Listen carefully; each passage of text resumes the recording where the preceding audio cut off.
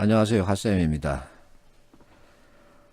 최근 공기업 입시자들을 보면은 피셋 학습 열풍이 불고 있던데, 그래서 내가 좀 궁금했습니다. 피셋을 공부하면 NCS에 도움이 될까? 이 질문에는 당연히 도움이 됩니다. 안 된다고 할 수 없습니다. 나의 궁금점은 어느 만큼 도움이 될까 이겁니다. 어느 만큼. 그래서 피셋과 NCS를 이 네 가지 항목으로 비교를 해봤습니다. 자, 시험의 목적입니다. 피셋은 공무 수행 능력에 관한 평가입니다. NCS는 기업의 경제활동 관련 이력 평가입니다. 성격 또는 목적 자체가 확연히 다릅니다. 타깃, 대상을 놓고 볼게요. 피셋은 어쨌든 간에 행정고시 1차입니다. NCS는 공기업 입사 준비자들이고, 준비기간, 자, 이게 중요한데, 행정고시 1차 패스하기 위해서 들이는 시간, 기간은 어느 정도일까요? 1차 합격하는데 걸리는 시간, 평균 얼마 잡고 있더니, 그러면 대개 2년 나오더군요. 그래서 내가 최단 1년으로 잡았습니다. 최단. 자, NCS는 여러분들 직접 대상이기 때문에 여러분에게 묻습니다. 얼마 정도 시간을 투자해야 되느냐? 자, 길게는 2개월 또는 3개월 또는 6개월 나옵니다. 그래서 6개월 잡을게요. 길게, 최장으로. 자, 피셋은 짧아야 1년이고 NCS는 길어야 6개월입니다. 학습 기간 다르죠. 그럼 이것을 가지고 준비 기간, 학습 기간을 가지고 난도를 살필 수 있습니다. 피셋 난도와 NCS 난도 비교했을 때 어느 것이 더 높나요? 여기에 대해서는 어느 누구도 부정하지 않을 겁니다. 피셋 난도가 더 높다고 답합니다. 그러면 이 네 개 항목에서 서로 일치하는 게 하나도 없습니다. 이렇게 확연히 다른 시험 문제를 두고서 여러분들이 피셋 깊이 빠져들면 어떤 결과가 나올까요? 여기 지금 내가 올려놓은 이 내용은 내가 작성한 것이 아니라 여러분들이 잘 알고 있는 공중부에 올려져 있는 답글입니다. 댓글. 피셋 책을 8번 보고 갔다. 근데 불합격했다. 뭐가 문제일까? 1년 정도 NCS 및 PC 공부를 했다. 근데 실력이 안 난다. NCS가 발목이 잡는다. 과연 그럴까? 여기서 과연 그럴까는 무엇에 대한 질문이냐면 과연 피셋을 그렇게 깊이 빠져들어서 공부해야 될까 이겁니다. 매일경제신문이 기사를 냈더군요. 짧은 시간에 많은 문제를 정확하게 풀이야 하는 NCS 시험의 특성상 고난도 문제로 연습하면 유리하다는 이유 때문이다. 자, 이게 이제 여러분들 사이에 독감처럼 번진 겁니다.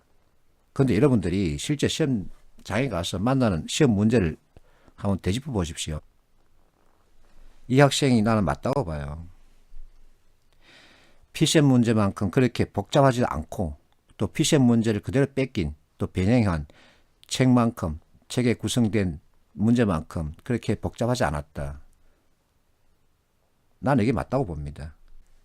그래서 내가 여러분들에게 NCS는 리트러시를 요구한다 하고 자꾸 잔소리를 하고 있습니다. 리트러시 뜻은 문해력이라 그럽니다. 독해력이 아니라 문해력입니다. 독해력은 글자의 뜻을 아는 것이고 문해력은 이와 같은 글을 읽었으면 이 글에서 유의한 의미가 있는 시그니피컨트 정보를 찾아서 그것 중심으로 결론을 도출하고 그에 따라서 나의 행동 방향을 정하는 것 갖다가 리트러시라고 합니다. 기업 경제 활동은 결국은 행동 방향입니다.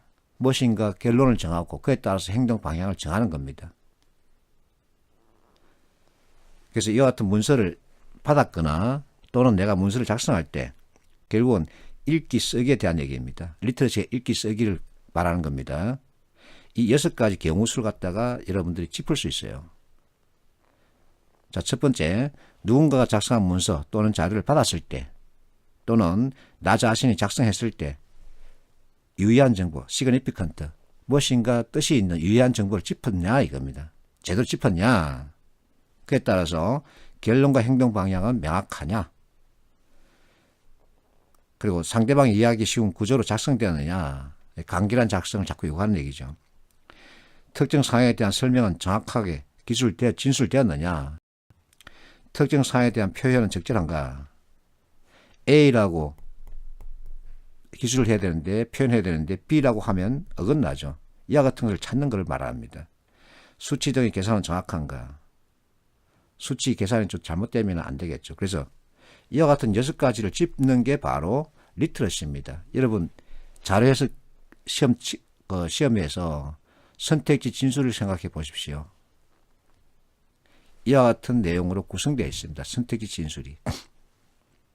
근데 여러분들이 공부하는 방향은 계산이잖아요. 되게 그렇습니다. 보니까. 이 6가지 경우의 수에서 계산은 하나입니다. 하나. 그 계산을 제대로 했느냐 그걸 보는 것이지 계산을 하는 건 아닙니다. 실제 여러분들이 죽으라 계산 연습해도 회사 가면은 손으로 계산 안 하잖아요. 전부 다 엑셀로 할 거 아닙니까? 손으로 하는 계산은 대개 이번 달 목표, 전번 달 실적 비교해서 이번 달 목표는 전번 달 실적과 비교해서 몇 % 상향 조정됐느냐 그 정도입니다. 그건 실제 많이 하고 있으니까. 이것은 엑셀을 통해서 계산하기보다 손으로 하는 게 더 빠릅니다. 이 정도는 계산할 줄 알아야 돼요. 그 정도이지 많은 계산 그렇게 요구하지 않습니다. NCS는 해석력을 요구하는 것이지 계산력을 요구하는 시험이 아닙니다. 그래서 자료 해석과 통계 리트러시 관점으로 봐야 합니다. 자, 여러분들이 실제 시험지에서 만나는 지문은 자료 해석 문제 시험지 만나는 지문은 통계표 아니면 그래프입니다. 물론 텍스트 들어가 있습니다. 통계표의 비중은 90%, 그래프의 비중은 10% 정도로 볼 수 있습니다. 통계표 중심이네요. 그러면 통계표를 읽을 줄 알아야 합니다. 그래서 통계표를 읽기 위해서는 통계 관련 지식이 필요합니다. 통계 관련 지식 엄청난 내용 그거 다 요구하는 것이 아니라 평균, 최빈값, 중위수, 범위, 편차 이 정도예요.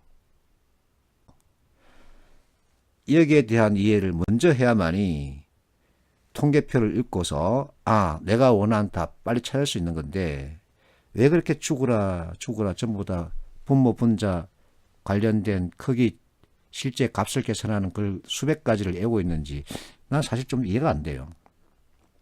그래서 통계표 읽게 능해야 한다. 어쩔 수 없습니다. 왜?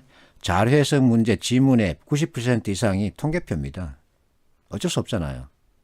그러면 이제 통계표는 무엇을 목적으로 작성되느냐 이겁니다. 자, 통계표는 조사 결과의 통계 수치를 목적에 따라 그 뭐가 목적이냐 이거죠. 통계표 만드는 목적은 통계로 얻은 지식을 간략하고 질서 있게 표현하는 데 있다. 그래서 이 통계표를 이용하면 통계 자료의 관찰, 비교, 해석을 아주 간단하게 할 수 있다. 자, 이건 내가 쓴 게 아니라 네이버 지식백과에서 가져왔습니다. 그리고 내가 통계학 전공자입니다. 80년대 이전까지는, 그 이전까지는 통계표 작성이 통계학의 꽃이었습니다. 근데 80년대부터 그게 바뀌었습니다. 통계표 작성이 통계학의 꽃이 아니라 통계표, 작성된 통계표를 통해서 거기서 유효한 정보를 찾아내서 의미 부여하고 결론 도출하고 행동 방향 정하는 게 통계의 꽃입니다. 바뀌었습니다. 계산이 아니라는 거죠. 그래서 내가 이렇게 잔수를 합니다. 발문에서 무엇을 묻는지 체크하고 그리고 제목과 단위는 꼭 읽고 죽으라. 지금 죽고 싶다면. 왜? 제목과 단위만 읽고서 답을 정할 수 있는 문제가 많습니다. 이거 안 봐도 됩니다. 그러면 이제 발문에서 체크할 거 체크하고 제목 읽고 단위 확인하고 그러면 바로 선택지로 가는 겁니다. 선택지로. 지문을 거치지 않고. 이렇게 가서는 이제 각 선택지 내용을 지문과 관계를 따지는 거죠. 그리고 또 이거 언제 또 세월에 따지고 있을 겁니까? 그래서 선택지만 읽고서 답을 찾을 수 있는 방법이 있는데. 자, 그럼 우선 통계표 구성 행태, 그리고 표시 단위, 자, 통계표 구성 형태. 어떤 관측 결과값이 실수로만 구성되어 있는 경우, 또 백분율로 구성한 경우, 실수와 백분율 혼재되는 경우 이렇게 볼 수 있는데 표시 단위는 대개 실수로만 구성되어 있는 경우 백분율은 당연히 퍼센트 나와야 되고 혼재한 경우 이와 같은 실수값과 퍼센트 같이 들어가 있다는 얘기죠. 자, 지수가 있는 경우 지수는 어떤 공식에 따라서 만든 게 지수입니다. 어떤 공식. 그래서 지수 관련된 문제는 항상 이 공식을 제시하게 되어 있습니다. 이게 판단 기준이라는 얘기죠. 이 판단, 이거 보고 판단하라는 얘기입니다. 1 또는 100을 주고 그에 따라서 초과하는지 미달하는지 그것 가지고 판단하라는 겁니다. 무엇으로 보고서 이 제시하는 공식을 보고서. 그리고 통계표 작성 비교 기준값은 항상 있어야 합니다. 이것이 없으면 비교할 수 없는 거죠. 그래서 비교해서 무엇인가 판단해야 되는데 그 기준값은 1 또는 100입니다. 그래서 1을 기준으로 하여 작성된 통계표. 여기서 보면은 전부 다 1을 초과하는 경우, 1에 미달하는 경우 이렇게 나눌 수 있겠죠. 그래서 이것은 1입니다. 기준이. 자, B에서는 당연히 100이 제시되어 있기 때문에 100을 기준으로 해서 본다는 겁니다. 그러면 100 초과하는 경우, 100 미달하는 경우가 있네요. 여기에 대해서 비교해서 이제 무엇인가 의미가 있는 정보를 찾아내는 겁니다. 계산하는 것이 아니라. 그러니까 비율과 비중의 합은 당연히 100이고. 근데 이제 표에 1 또는 100이 없는 경우, 그때는 내가 문제를 푸는 내가 기준을 정해야 합니다. 기준 정하되 어차피 그 기준은 1 또는 100이에요. 그래서 이와 같은 통계표가 있다 그러면 내가 스스로 1 또는 100을 기준으로 정할 것을 찾아야 합니다. 근데 전부 다 본다 그러면 시간이 많이 걸리죠. 전부 다 보면 좋습니다. 그러나 우리에게는 시간이 없습니다. 그래서 여기서 이제 정보의 취사 선택이라는 게 나오는 거죠. 정보를 취사 선택해라. 언제 그거 다 볼 거냐 이겁니다. 그러면 1 또는 100 결국은 같은 겁니다. 그래서 1이 되는지 안 되는지를 보는 거, 이걸 찾아내는 거죠. 이렇게 표시해 놓고 20분의 20이네요. 이것은 60분의 20이죠. 이것은 80분의 100. 이것은 60분의 70. 그럼 여기서 1 초과한 값에 또 1이니까 기준을 두고 본다면 두 번째 것은 과감하게 버릴 수 있고 이제 세 번째 것과 네 번째 70, 네 번째 것의 비율의 크기. 여기서 이제 분모, 분자 비교하는 게 나오는 겁니다. 분모와 분자 관계에서 분모보다 분자가 큰 경우 이때는 이 차이값, 이 분자, 분모 절대값입니다. 차이값이 크면 당연히 비율도 큽니다. 100% 그러하다가 아니라 확률 개념입니다. 대개 그렇습니다. 70, 80%는 그렇다 이 말입니다. 그래서 이것의 차이값은 20이고 이것의 차이값은 10이네요. 그러면 그 비율은 이게 높습니다. 이것만 이해하면 되는 겁니다. 그런데 그렇게 수십 가지를 갖다가 암기하고 있다. 참 나는 그게 의문입니다. 그게 얼마큼 도움이 되는지. 만약에 지문의 통계표가 2개 이상인 경우 그러면 표 1, 표 2 이렇게 2개 이상인 경우는 표 1은 대개 개요 역할을 합니다. 개요. 전체를 요약한 역할. 그럼 표 2는 이 개요를 갖다가 세부 내역별로 이렇게 풀어 쓴 겁니다. 그러면 예를 들어서 선택지가 있다. 진수를 가지고 이것을 봐야 할지 아니면 3번은 이걸 봐야 할지 이 취사 선택하는 거죠. 두 개 다를 보는 게 아니고. 이렇게 여러분들이 통계표에 대한 기초 지식을 먼저 아는 게 중요합니다. 근데 최근에 분모, 분자, 그 분수에 대한 경우의 수 수백 가지를 놓고 다 외우고 있더군요. 그거 참 이상하다. 왜 그렇게 공부를 하나. 그게 도움이 되는가요? 물론 도움이 안 된다고는 할 수 없겠죠. 그런데 여기서 이제 효율성을 따져야 합니다. 효율성. 효율성의 뜻은 좋은 결과를 내기 위한 조건입니다. 좋은 결과를 내기 위한 조건. 자, 예를 들어서 A와 B의 결과 같다 그러면 여기서는 다른 조건, 이와 같은 결과를 내기 위한 다른 조건, 시간이 적게 걸린다. 방법이 쉽다. 이와 같은 것을 비교하는 거죠. 근데 이와 같은 분모, 분자 관련된 수백 가지 경우를 놓고 다 계산하는 것 같은 머릿속에 놓고 암기하고 있으면 이 문제를 푸는데, 이와 같은 문제를 푸는데 얼마큼 도움이 되느냐. 도움이 안 된다고 할 수 없습니다만 효율성 측면에 본다 그러면 효율성은 나는 그렇게 좋게 보지는 않습니다. 그래서 나는 분모와 분자의 관계는 딱 네 가지를 제시합니다. 분모, 분자, 분모가 같거나 분자가 같거나 같은 경우, 그리고 분모 크기, 분자 크기가 각각 다른 경우, 이렇게 나누고서 자, 분자가 분모보다 크면서 분자 값이 서로 같은 경우는 절대값 보면 되는 겁니다. 차이값만 보면 되는 겁니다. 차이값. 그럼 차이값이 크다, 그럼 비율이 높은 거고, 차이값이 작다, 그럼 비율이 낮은 거고. 반대로 분모 크기가 분자보다 큰 상태에서 분모가 같다 그러면 차이값을 계산하면 차이값이 크면 당연히 비율은 작은 겁니다. 그리고 각각이 다른 경우는 배수 단위로 봐라. 그것만 가지고 보는 것이지. 그래서 A와 B의 크기, 비율의 크기를 비교하는 것이지 A와 B의 비율의 값을 계산하는 건 아니다. 비율의 크기를 판단하는 겁니다. 비율의 크기를 계산하는 게 아니고.